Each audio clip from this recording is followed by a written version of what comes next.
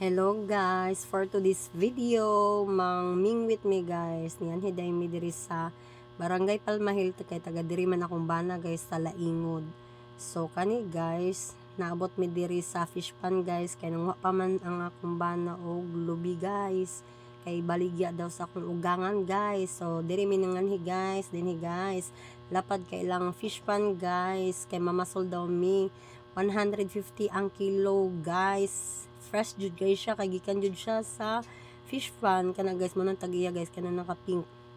So kana guys, nagtaan mi din na guys, kay akong gitestingan kung unsay feeling nga makapamasol guys sa dihang nakakuha jud ko guys, nalipay, nagsyagit-syagit jud ko na guys. Ma-refresh jud imong utok guys. Nindot kay sa feeling guys, kana guys makapamingwit ka guys nga kuan, kumbot lang jud kuanon guys, daghan man gud ang suludan ng fish pan.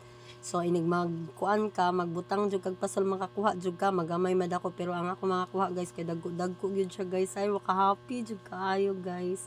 So kana guys, kitabangan mi sa tagiya mo nay tagiya guys, kana nakaping ka nagtanggal sa kuan guys, ug nagataod sa ako ang taod sa paon guys, kay mugunit man gud og wati guys, kalawan ba kay kog wati guys no.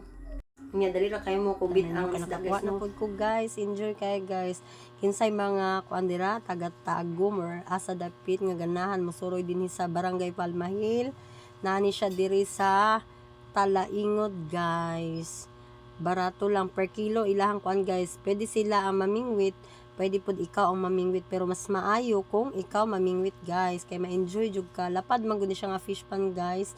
Then ang kuan pud na guys, ang tubig na dili na pundo, nagaawas na kay nanay tubod guys. So kana guys, nakita jud ninyo, grabe jud, maka-happy jud guys, kay nawala ka diyot ang akong problema. Kana din kauban ako guys nga lalaki guys, igagaw din na siya sa kumbana guys, mao na tig ko antig alalay na ako guys sa pagkuan pamingwit guys.